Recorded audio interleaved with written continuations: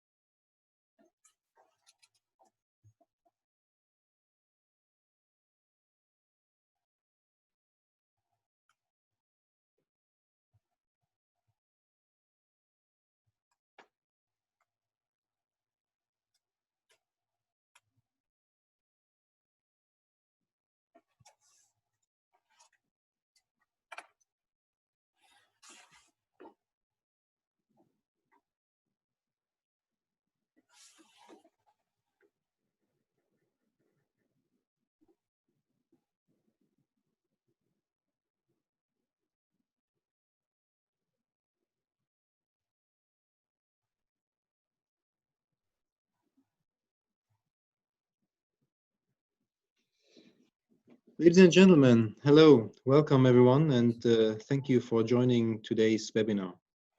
I am Gaston Trauffler, a member of ILA's Committee on Sustainable Strategy for Boards, and I will be hosting this seminar for the next 45 minutes or so. Schadeck is co-hosting this session, and he will manage the Q&A part later today in this session. ILA is Luxembourg's Institute of Directors, and it aims to promote best practices in Luxembourg in the field of corporate governance. In the context of the COVID-19 crisis, ILA has launched this online initiative to help boards identify key topics to think about. And today, we'll be looking at good practice of sustainable strategy in Luxembourg's company, and I'm very glad to welcome today Mr. Dardinier, Managing Director of Hydro Aluminium, and we will speak about the world's smallest carbon footprint aluminium made in Clervaux. Good morning, Mr. Dardinier. Good morning. Thank you very much. Before we start, a few housekeeping notes. They are always the same, but please allow me to tell them. Anyway, this seminar will take place in the format of a discussion with our panelists. You can ask questions throughout the seminar using the chat function, and we will try to answer some of them during and, of course, after the session. There is no need for you to wait until the end of the session before formulating your questions. Please go ahead as they come to you. The session is being recorded and it will be made available later online on our website. Please, ladies and gentlemen, please stay mute, not to disturb the discussions. Questions raised may also be used for future events, and ILA has a feedback form on the website where you can suggest new topics and share experiences, articles, and other items of interest confidentially. So let's get started. Mr. Dardinier, thank you so much again for joining today. You are representing an aluminium company. Can you maybe describe a little bit the activity of the company? What does it do actually? I think aluminium is not such a common industry in Luxembourg. So maybe you can describe the company, the affiliation. Okay, so thank you very much. So of course, I am Ludovic Dardinier, the managing director of the Clervaux plant. I'm a French guy and I have worked for different companies in the metallurgical sector. So I have worked for ArcelorMittal, Novelis, Péchinet, and now Hydro. So I know quite well this sector. So in Luxembourg, we have a nice plant, a remelter, so meaning a recycling plant, which with a capacity of production of 100,000 tons of billets. Billets is a semi-finished product at the destination of the extruders. The extrusion is a metallurgical process which is transforming directly a cylinder of metal into a final shape, like a window, like a light pole, like a crush box for the automotive, for example. And this is possible due to the very good properties and malleability of the metal.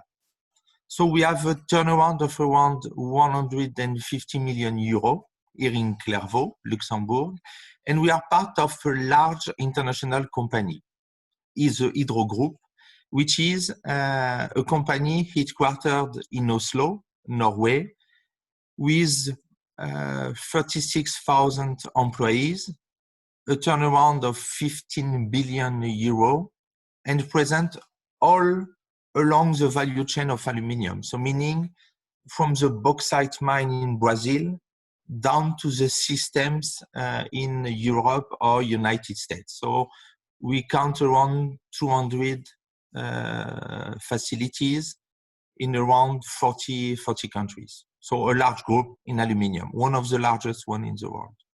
One of the largest in the world, okay. Yeah.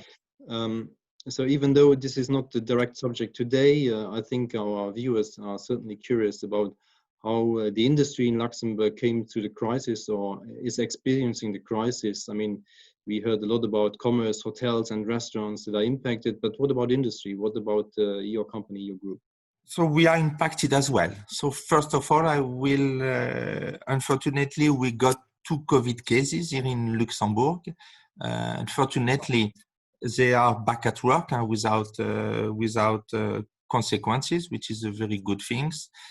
But I cannot say the same at the group level, because we have activities in Brazil, and we have to, unfortunately, we had 5 deaths there due to the COVID. So the impact is very acute for us, as we are taking care of our employees, and that's a very sad situation. In terms, if I come back more locally in Luxembourg, as in our activity, we are equipped as we are an industrial facility for maintenance. We have some FFP3 masks, for example. We have overvest. We have protective glasses. At the very start of the COVID situation, as there was a lake in Luxembourg, we gave some of our protective equipment to the care center in the north of Luxembourg, for example. And regarding the market situation, as we are delivering quasi all the countries in Europe, of course, we were impacted at different levels. So for us, the situation is quasi bipolar. The northern and the eastern part of Europe, so mainly Germany, Austria, Switzerland, Benelux, for us, quasi no impact in terms of sales. Even the contrary, a slightly higher increase of the sales towards this part of Europe. But then the southern part of Europe, and in the south, I will put France, Spain, and Italy, a quasi complete stop of the activity during more than 1 month and quasi 2 months. So meaning for us, due to our product mix, it was a decrease of 30 to 40% of our sales. So a very bipolar situation. And on top of this, in fact, as we are a flexible unit, we were asked to take part of the burden at the group level. So meaning the large smelter, especially in Norway or in Germany, it's much more difficult to stop a large unit like this. So we were asked to take a higher share of the burden than our loss of market would have given. Wow. So a quite high impact. So 5 deaths and yes, a market sales impact at our level. Okay. So it's not stopping at the front door of the industry, the virus, obviously. Yeah. Let's come back to our main subject. Thank you so much for this insight of the current situation. Let's come back to our main subject of sustainability. What does sustainability mean actually for your business? Is sustainability somehow explicitly incorporated in your corporate purpose, or is it part of the mission statements or the values of the company? Completely. Yeah, completely. This is the DNA of the company, if I can dare to say it. So the purpose or the mission of Hydro is officially to create a more viable society by developing natural resources into products and solutions in innovative and efficient ways. So, of course, we have the wording. So the viable society, so meaning, of course, and that's very high in the agenda currently, we are taking care of the climate change, and we think we can be part of the solution. The development of the natural resources are meaning for us the development of aluminium, so from an oxide into a useful material, but as well to the useful use of the energy, because hydro is also, and that is the origin of the name of the company, is also producing and has hydropower plants in different countries. In Norway, but not only, also in Brazil, in the Amazona zone, for example. So your company actually has hydropower plants to generate its own electricity, is that right? Yeah, exactly. And that is in fact the origin of the group. In 1905, the group decided to develop some hydropower plants. It was founded at this time by some other European countries because Norway was not so rich at this period. It was a poor country with country main. And so it was founded by BNP Paribas, for example. And then they had a lot of cheap energy. And the idea was, where can we use this plenty of energy? And aluminium was a very good candidate. We will see that later on in the discussion. It is a very intensive energy business. Mm-hmm. So you need a high quantity of energy to separate the aluminium from its oxides, and that is the origin of the company. Mm-hmm. But if I continue with sustainability, this is also the values. We have three key values, which is care, courage, and collaboration. And we are building on our strategy on this and doing our business following this principle. Mm-hmm. So if I understood correctly, your company started out with electricity generation and then was looking for fields where they can now effectively use this energy to produce other things. Yes, exactly. Aluminium currently, and in between, in the 20s, 30s, the Hydro Group was producing as well fertilizer. This is why we have also, I haven't insisted on this, when they say they develop a viable society, that was also, they were able to feed in a certain way the population. So well, that is why this is, we have this definition. So aluminium production, you said, is particularly energy intensive. How come this is the case? I mean, where is, maybe for our viewers that are not so technology savvy, what are state-of-the-art technologies in aluminium production, and why is it so energy intensive? It's an energy intensive. So first of all, we have to split between primary production and secondary. And I don't want to be technical, but primary, this means based on the raw material coming from the mines. So meaning from the oxide, because aluminium is not present in the nature directly in the shape of the metal we can use. It is an oxide, which is a stable form. And then you have to separate, in fact, the aluminium from the oxygen. And that is, we are doing this through an electrolytic process. And this electrolytic process, I will say, a big volta pill requires a lot of electricity. So that is the primary production, where it is very energy intensive. And then you have the second way of producing through the recycling. Then you remelt, you will melt again material which is coming from a previous usage. Can be processed as scrap, but more and more we are focusing on end of life or post-consumed scrap. So meaning, when you demolish the building or when you demolish or shred a car, then you can reuse this material. And of course, recycling is much less intensive, 20 times less than the primary production. Only 5% is needed.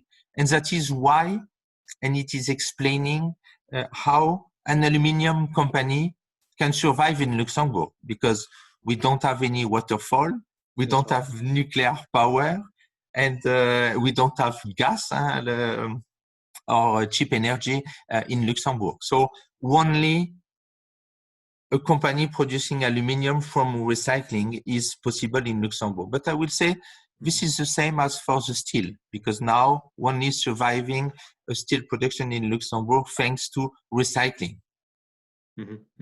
So that brings us to the Luxembourg plant. I suppose now that you said that you explained those two kinds from primary and from secondary raw material, recycling, or we're also speaking about circular economy. Can we speak about circular economy in that sense? Yeah, exactly. And I will be happy to do this because we have launched into the market a very innovative product, which is a Circal 75R. So meaning a product with a minimum of 75% of post-consumed material. So meaning that's what you do in Luxembourg. Yes, that is what we are doing in Luxembourg, and currently we are the only one inside the group, and then I will say in the world. So we have a very differentiated situation in the market, and this is very successful. So circular economy, I will give you a simple example. You demolish a building, you recuperate the aluminium, you remelt it, and you produce new billets that you will shape into a new window. So from window to window. And for example, we have currently a nice business case under construction. We have recuperated the aluminium from the Jean Monnet 1 building. And as soon as the Jean Monnet 2 tender will be open, we hope we will be able to win it in order to put back in the Jean Monnet 2 the aluminium coming from the Jean Monnet 1. So the perfect example of circular economy, and that is our business currently. And I will say, I will add, this is a big advantage in the mature market. Why? Because, for example, if we take the building sector, the lifetime of a building is 40, 50 years. So meaning, if you want to source the raw material, the end-of-life material coming from the construction, you need a market which we are using aluminium 40, 50 years ago. So it means in the mature market, like Luxembourg, Germany, France, Benelux, and fortunately, not yet in the emerging market, even if they are no more emerging, like China, in India. So that is a big advantage that we have, of course, if we can keep the raw material inside our European market. Because if the scrap is going out, then of course, well, they can be on the same line like we are. Of course, I understand. Yeah. And how has the board actually been involved in setting up this strategy for Luxembourg's plant? I mean, how was this opportunity identified? I mean, Luxembourg, I will be. Why Luxembourg? Yeah, so why Luxembourg? For several reasons. But first of all, why this opportunity? Like in most of the management book, it comes from a risk opportunity analysis and a SWOT analysis. And in fact, it started with a threat or a big challenge for the industry, for the aluminium industry. Why is this? I will give you some figures just for you to see where we are. Today, in the world, on average, when you produce 1 kilogram of aluminium, you are emitting 18 kilo of CO2 for this production. So meaning, when we are producing quasi 70 millions of aluminium in the world, then you can imagine how many tons of CO2 we are releasing into the air. This is the average of the world. The higher growth currently is for most of the other raw material is in China and India, which is not fortunate for the world when we know that they are using as energy mostly the coal, which is of course the cheapest one and what is available for them currently. So with that, in fact, our industry is going in the wrong direction. We want to decrease CO2 and CO2 is increasing. Hydropower development are not so strong in the world currently and not at the same pace as coal, for example, or for gas. So a big challenge for the industry.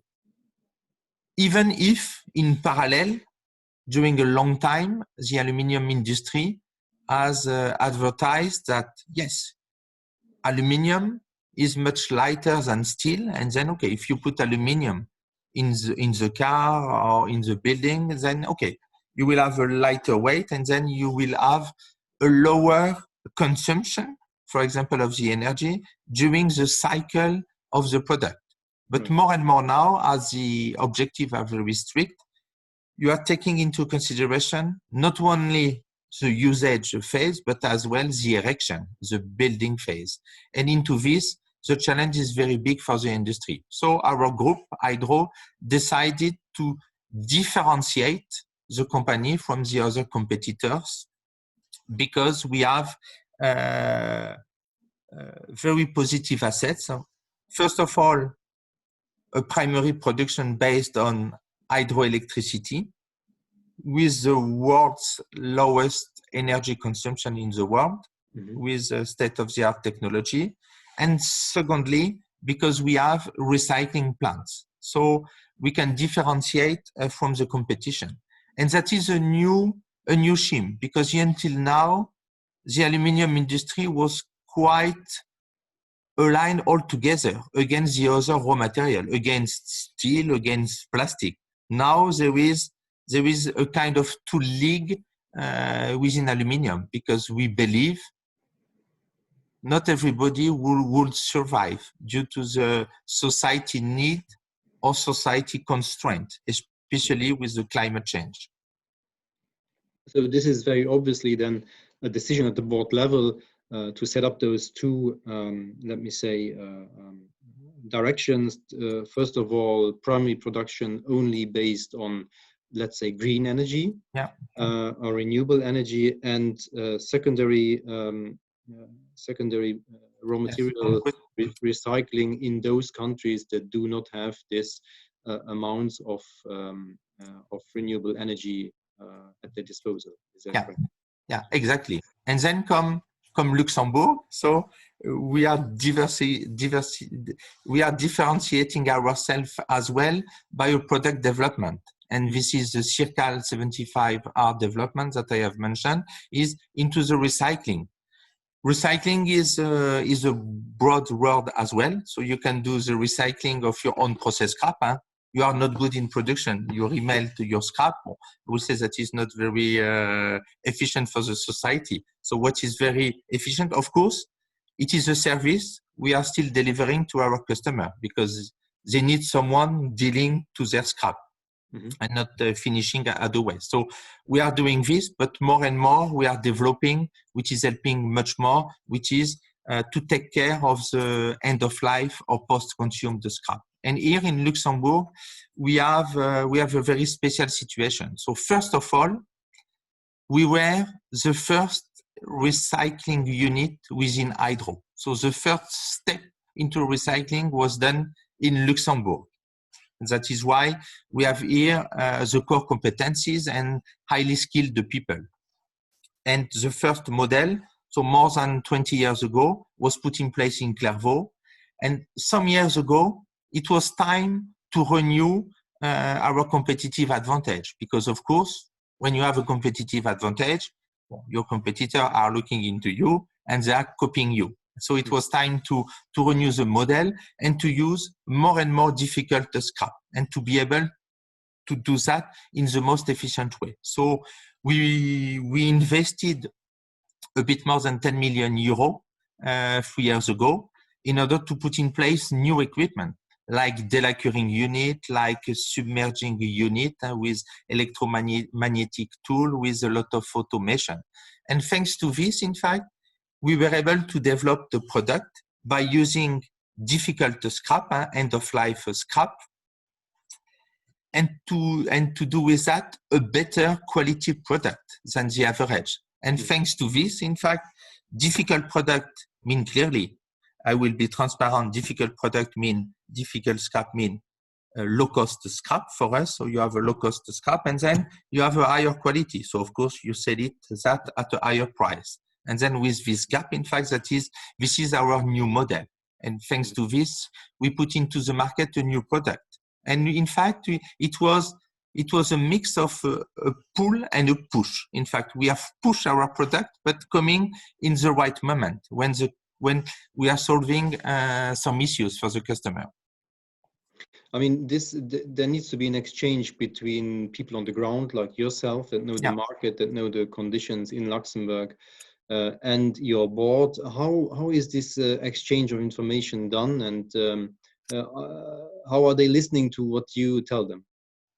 In fact, we have, and it is part also on the sustainability DNA of the group. It is, we are a Norwegian company, Schadeck with a Schadeck culture. So meaning lot of exchange, discussion, and the thinking of everybody from the shop floor to the CEO is valued. So meaning we have a lot of exchange. And if I take the example of the Clervaux facility, our board is made of senior manager, not only from my division, but also from other divisions to have a kind of external view at our plant level. These people we are meeting several times a year, and we are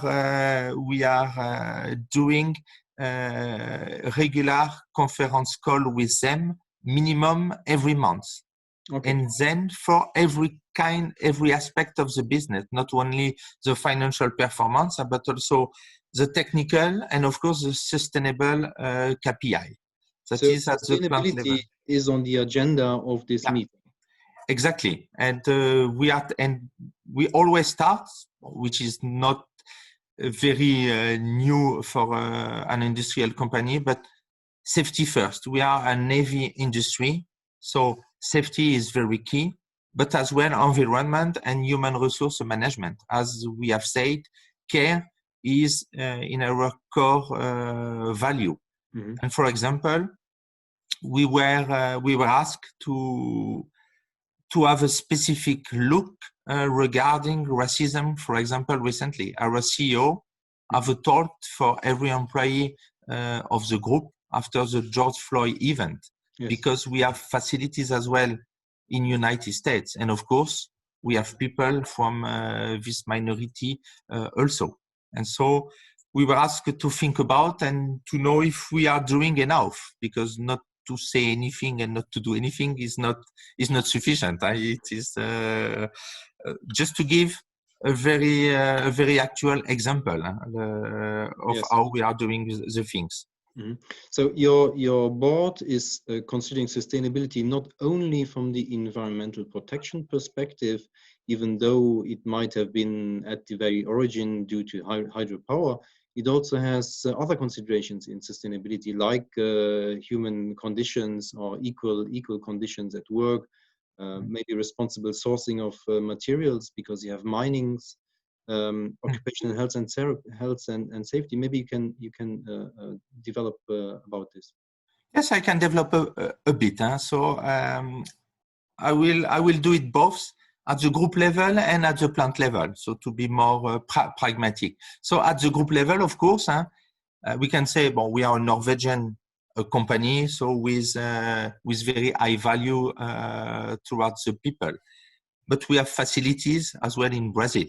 And then, of course, we have to take care of certain things. So we have to take care, as we have said, about the diversity, about the equality of treatment, but we have to treat also about corruption, because in Brazil, that is not a theoretical topic, and that is a real topic.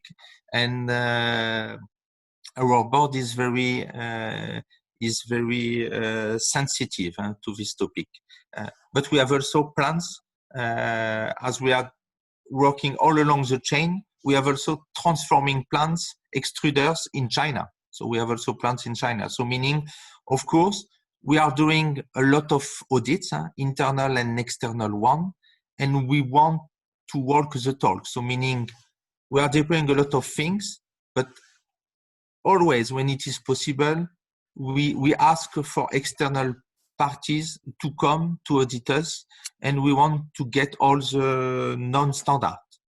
For example, for it, we are in the aluminium industry.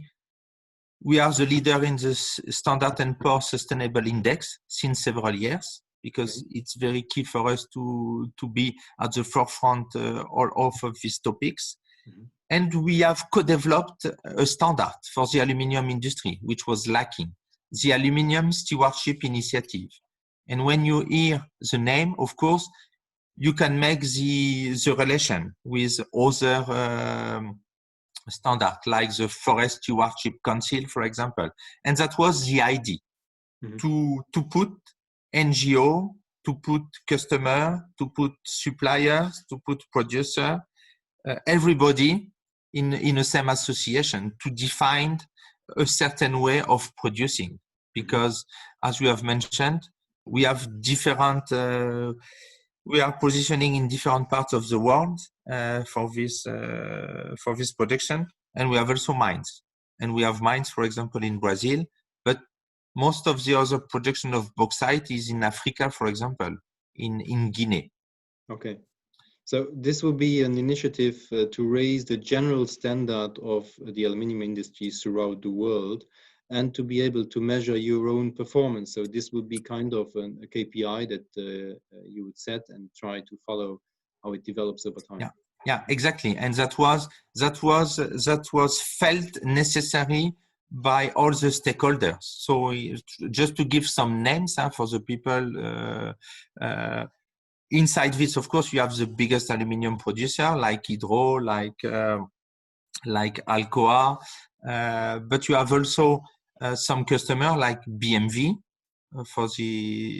like Nespresso, like Tetra Pak, because aluminium is everywhere, and then we have NGO as well. So that was, we needed a standard to differentiate our industry, and what I guess is, okay, this standard, like for the ISO 9001, is now something which is differentiating the different players, but very soon will be mandatory, because the big customer will make that mandatory if you want to supply them. So you named some big companies like BMW or Nespresso that would subscribe to such an initiative. We have a question here from Robert, who says that to name them, the Nespresso capsules, they will be fully recyclable. The company claims they will be fully recyclable. Is that claim valid? The question is. Yes, the question is valid, and the answer is mostly yes. And here I will take my previous hat of Novelis guy, because currently the Nespresso is mostly recycled by Novelis plant in Europe. So they are collecting all the things in the spirit of the circular economy. They are collecting all the Nespresso scrap, and they will remelt it in order, because they have the right alloy, to make again some Nespresso cap. You have mentioned that with the circular economy, but circular economy is also, it's like a natural principle for us.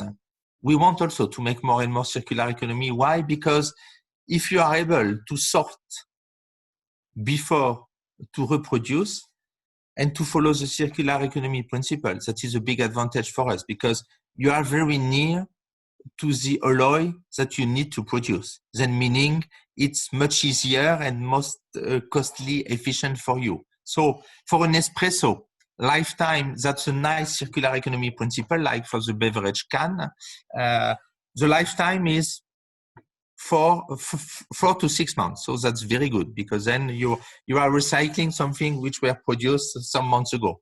So that is exactly the same alloy, because they are not, the alloy development is not going so quick. For us, it's a bit more difficult, and that is why we were in the direction of 75% with the Circal, because in the construction, you are using aluminium coming from a building which was erected 40, 50 years ago. So Fortunately for our industry, the alloy is a bit different. That is not exactly the same. We have some development because we want to make it thinner. That is why a principle of 100% is not valid for us, because it would mean that was exactly the same 50 years ago, which is not the case. Not the same. Mm-hmm. So maybe you can explain the title of our webinar today, that your plant actually claims to have the least CO2 intensive aluminium. Yeah. So I have given exactly. So I have given a first figure. So on average in the world, when you produce 1 kilogram of aluminium, you are emitting 18 kilo of CO2. If you look into Europe, we are better, only half of that, only 9 kilograms, because a big part is based on hydroelectricity or renewable energy, which were developed. If we look at the hydro group, on average, we are at 6 kilograms, so even better than the European one. If we go to a Norwegian smelter, you are at 4 kilograms, so 4 kilograms in comparison with 18 kilo. And if you take the example of the Clervaux plant, we are at 2 kilo, so meaning 9 times lower, and due to the post-consumed material, which was already used, and the very low energy consumptions that we have, we are really the best one in the world currently. And thanks to this, this is valued into the market, because currently we have a nice premium associated to this, which was when we launched the product, it was large discussion. Are the customer willing to pay for it? And of course, if you ask them before the product is into the market, are you willing to pay for it? Bon, okay, most of the answer, as you have big customer in front of you, the answer was always, we like it, we want it, but we are not ready to pay for it. And here I can tell you, as we have put it into the market, and it is completely sold out.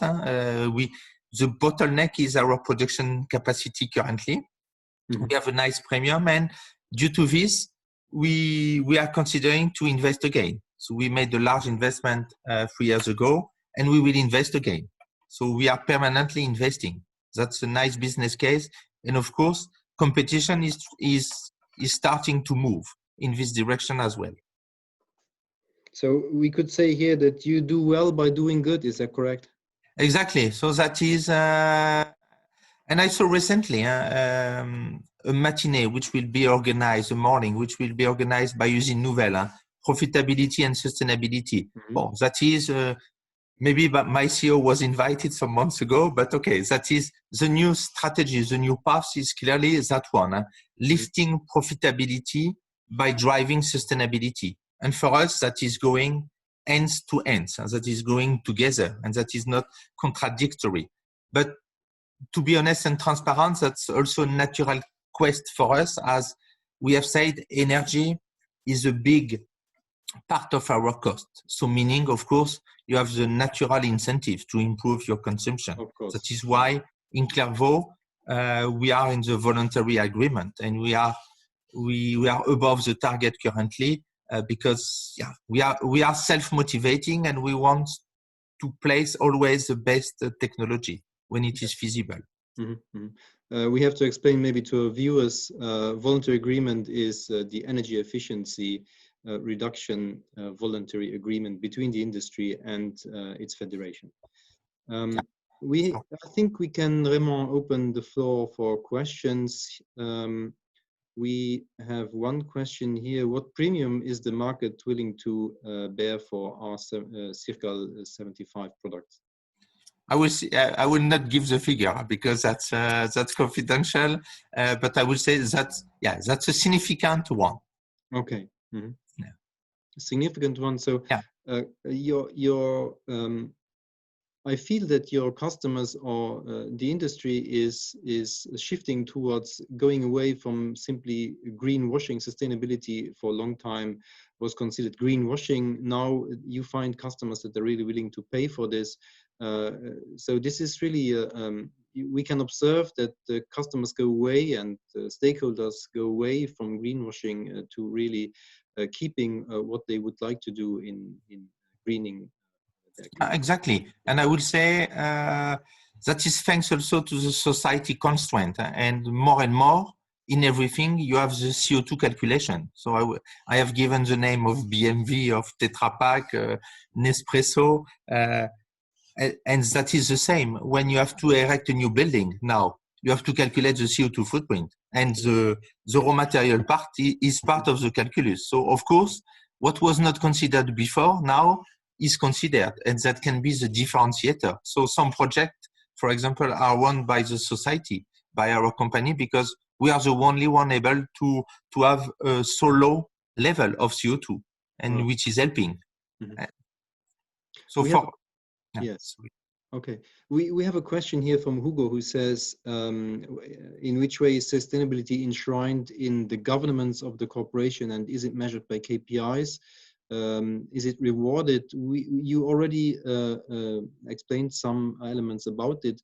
Maybe I can go even further, and with my question is, do you have like prioritized sustainability issues that are linked to executive performance? So to ask very bluntly, is your end of the year bonus also linked to some indicators of sustainability? Yeah, of course, I will give some of them, as we have a balanced scorecard. So we have out of 12 KPIs, we have several ones linked clearly to sustainability. So for this year, for example, of course, we have the EHS, no incident in terms of safety for the plant, okay. which is key.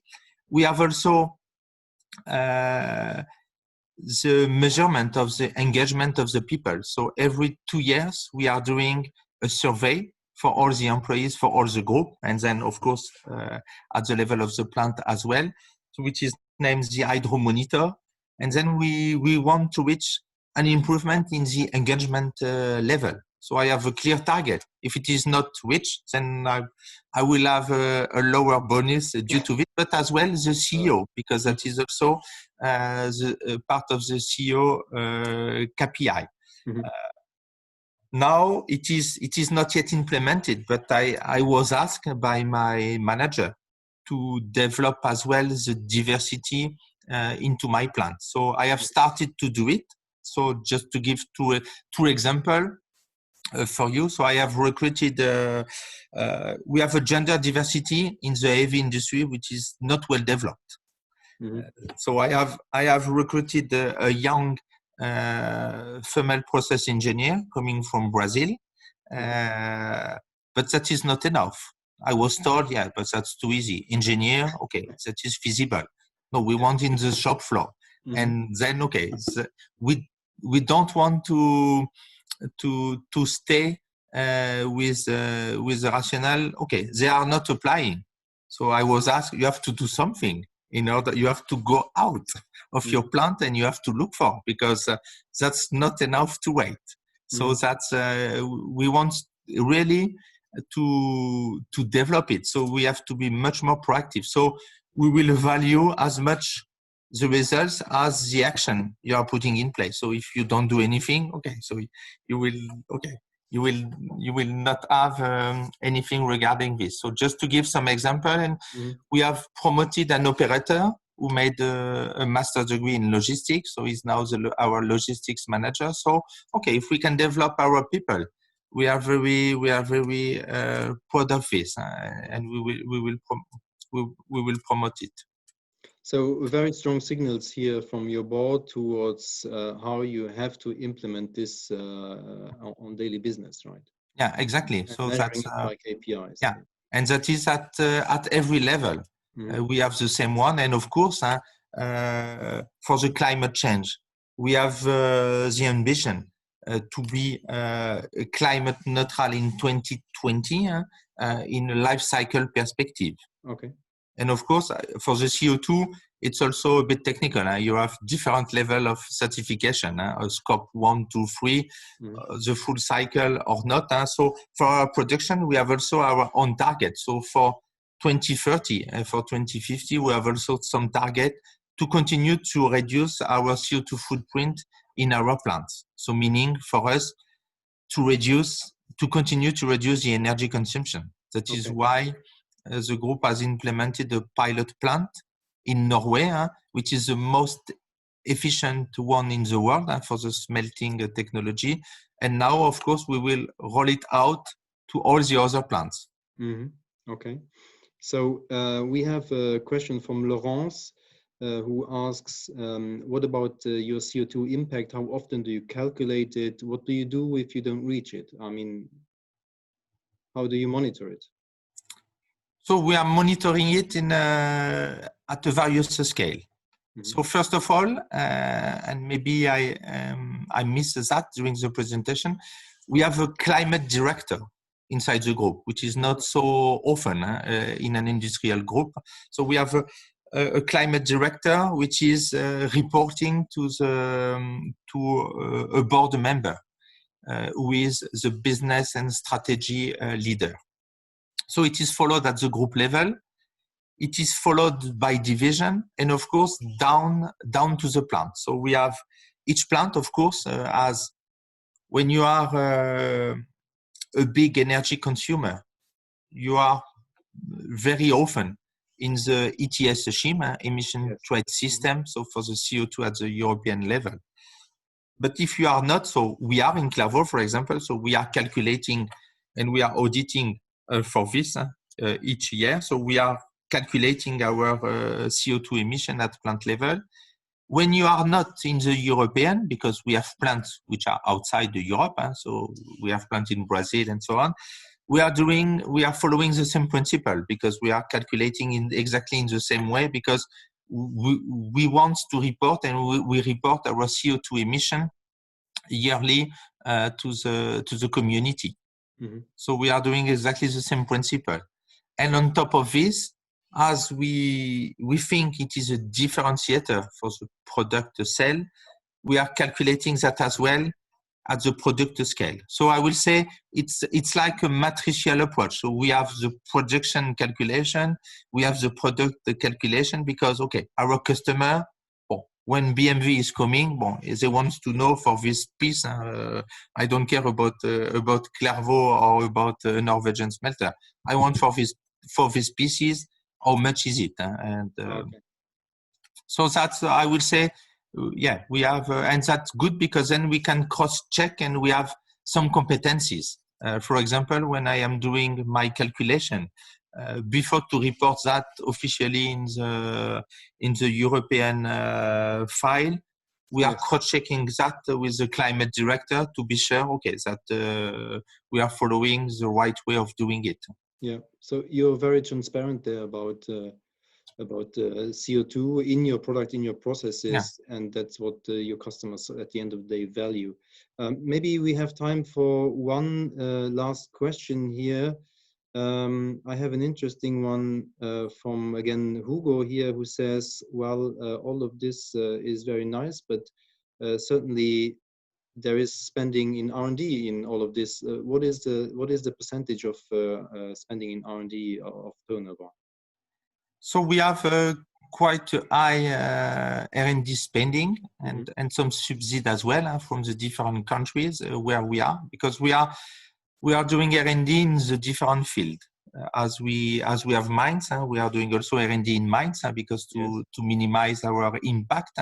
And for example, we have specific project in the reforestation in Amazonia, because when you are producing and extracting something in this area, of course, you are carefully scrutinized of what you are doing with your waste and so on.